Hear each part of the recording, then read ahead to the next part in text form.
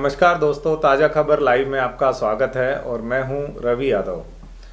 आज बात करेंगे दोस्तों, हरियाणा प्रदेश में जब से भाजपा की सरकार बनी और किस तरह के जो हैं भ्रष्टाचार हो, करप्शन हो या अफसरों की लाल फीतास्याही हो, उस पे नकेल कसने के लिए 2014 में जब ये सरकार बनी तो मुख्यमंत्री मनोहर लाल ने एक तरीका अपने अधिकारियों के साथ मिलकर खोजा।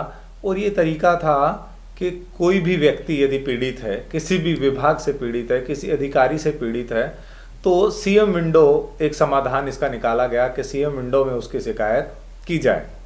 और सीएम विंडो एक ऐसा माध्यम बनाया गया, उस पोर्टल पे व्यक्ति अपनी शिकायत करे और फिर वो उसकी जांच होती थी और वो उससे संतुष्ट ना हो तो दोबारा जांच होती थी। ऐसा सरकार का कहना था। और ये पिछले 5 से भी अधिक साल, हम कह सकते हैं 5 साल से ज़्यादा का समय हो गया, क्योंकि पिछली सरकार थी और 8 महीने की ये भी सरकार है।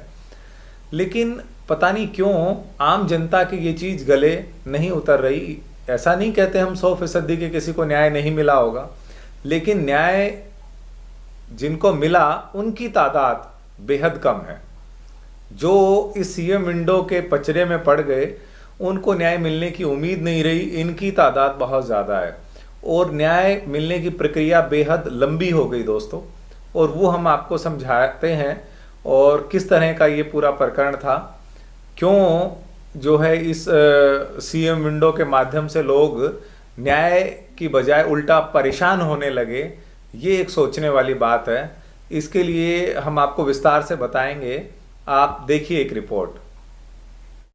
सीएम विंडो से दोस्तों आखिर क्यों हो गया आम जनता का मोहभंग।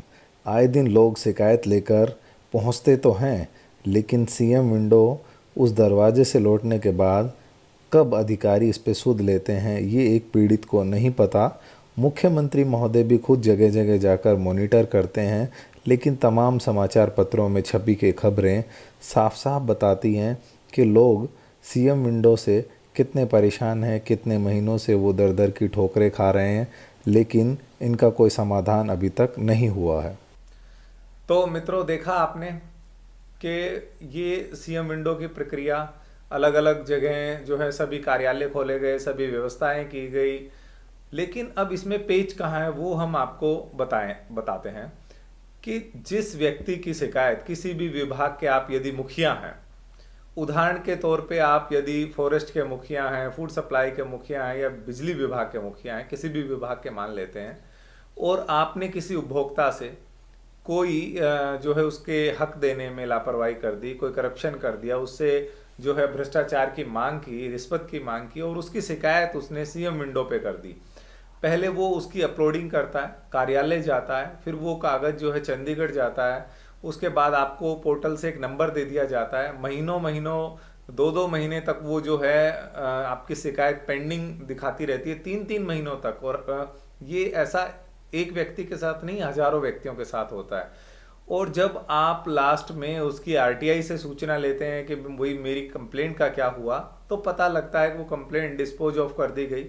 यदि आप उससे संतुष्ट नहीं है तो आपकी दोबारा शिकायत लगाएंगे, लेकिन वो डिस्पोजल कैसे होती है मित्रों, कि जिस व्यक्ति की आपने शिकायत की थी वो जांच के लिए उसी व्यक्ति के पास पहुंच जाती है और वो उसमें अपनी रिपोर्ट ये पेश करता है कि सारी जांच कर ली गई है और ऐसा कुछ भी नहीं पाया गया।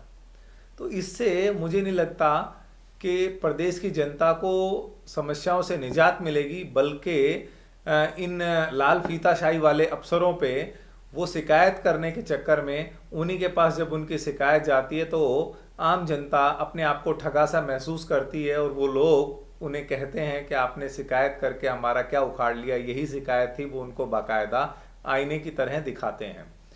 अब इसमें एक और बात आती है कि आप सीएम विंडो खोलते हैं, आप मुख्यमंत्री महोदय पूरे 2.5 करोड़ जनता के मुख्यमंत्री हैं, आप पूरा दरवाजा ही खोल दें। विंडो की क्या ज़रूरत है, खिड़की की क्या ज़रूरत है। और आपका तो ये कहना होना चाहिए कि मेरा दर खुला है, खुला ही रहेगा तुम्हारे लिए।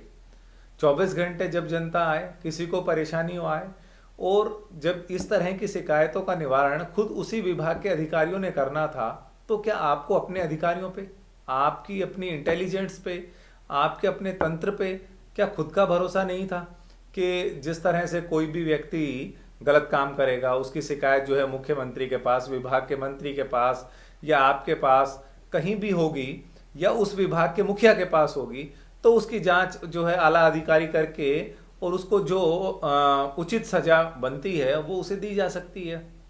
लेकिन ये एक नया माध्यम करके मुझे लगता है कि मेन पावर का मिसयूज और ज़्यादा बर्डन, कागजी कार्रवाई और एक व्यवस्था अलग से इस पोर्टल को चलाने के लिए हर जगह खोली गई है।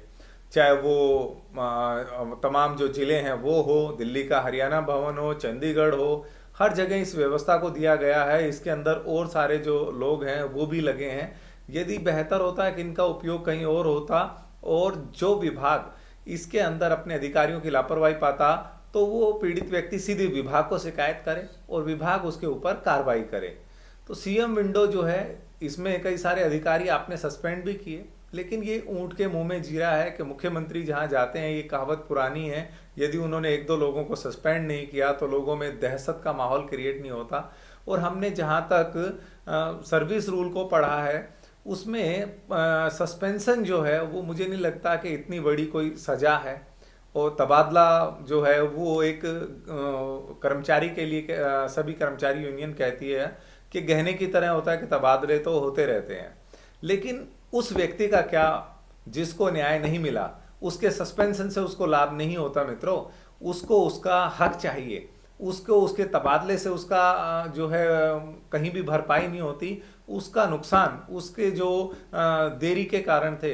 सपोज करो कि किसी की बेटी की शादी है और उसको कन्या सुगुन योजना जो है उसके तहत उनको जो है कन्यादान के रूप में सरकार से मिलने वाली राशि लेनी है। वो राशि तब मिलती है मित्रों जब वो शादी को 6 महीने हो चुके होते हैं, यानी कि उस पात्र व्यक्ति को वो पूरा मुद्दा खत्म हो जाता है, तब जाके उसका लाभ मिलता है। तो सही समय पे सही चीज़ों का ना मिलना, इसका निवारण करने की अति आवश्यकता है, ना कि ये सीएम विंडो से लंबी 3 महीने 4 महीने 6 महीने, ऐसे कई सारे लोग हैं जो इससे पीड़ित हैं। तो मुझे उम्मीद है कि मुख्यमंत्री महोदय इस पे ध्यान देंगे और इस पे ध्यान देकर जो आम जन को परेशानी हो रही है उसे जो है हल करने का काम करेंगे। और आप सभी से भी मेरी विनती है कि किस तरह से आप इस बारे में सोचते हैं, अपनी राय जरूर दें कमेंट्स के माध्यम से कि क्या कुछ बदलाव जो है सरकार को करने चाहिए ताकि ताज़ा खबर के माध्यम से वो बातें पहुंच सकें। और अंत में मैं आपसे अपील करूंगा कि चैनल को जो है आप ज़्यादा से ज़्यादा सब्सक्राइब करें, लाइक करें, बेल आइकन को दबाएं ताकि हमारे नोटिफिकेशन आते रहें। और अपने जो है जानने वाले हैं उनको सबको शेयर भी करें ताकि ये जानकारियाँ जो है सभी तक पहुँचें और उनको ताज़ा तरीन खबरें मिलती रहें।